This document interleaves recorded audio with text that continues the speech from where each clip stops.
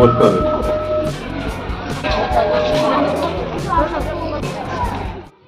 নমস্কার বন্ধুরা, আজ আমরা এসে পৌঁছেছি বীরভূম জেলার বোলপুরের প্রসিদ্ধ সতীপীঠ মা কঙ্কালীতলা। জয় মা কঙ্কালী মা, জয় জয় মা কঙ্কালী মা, জয় জয় মা কঙ্কালী।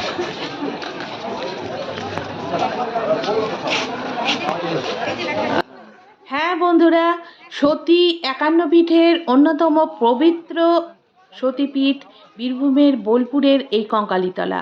আসুন সবাই মিলে মাতৃ দর্শন করি। জয় মা কঙ্কালী।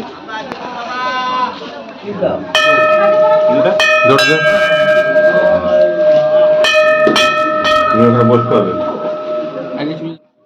কথিত আছে সতী মায়ের কোমর বা ওয়েস্ট, অর্থাৎ বাংলা চলতি ভাষায় যাকে আমরা কাঁকাল বলি, এই কাঁকাল এখানে পড়েছিল।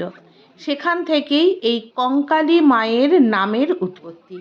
আসুন সমস্ত মন্দির চত্বর ঘুরে সব কিছু দেখি।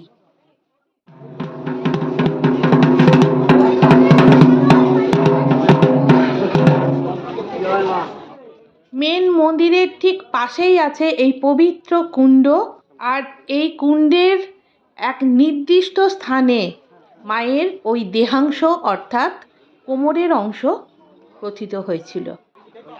এখানে পুরোহিত মহাশয়দের সঙ্গে কথা বলে জানতে পারলাম যে এই কুণ্ডের নির্দিষ্ট একটা সময় অন্তর অন্তর জল আস্তে আস্তে কমে যায়, তখন ওই সতী মায়ের দেহাংশ দেখতে পাওয়া যায়। মানে ওই কোমরের অংশ এক পবিত্র শিলায় রূপান্তরিত হয়েছে, সেই অংশ দেখতে পাওয়া যায়।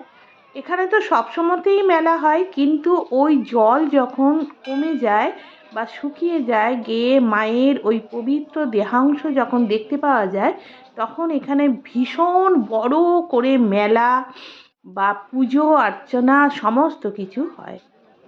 হ্যাঁ বন্ধুরা, প্রায় 12 বছর 18 বছর বা 6 বছর এরকম ছাড়া ছাড়া এই বিশেষ পূজা অর্চনাটা হয়।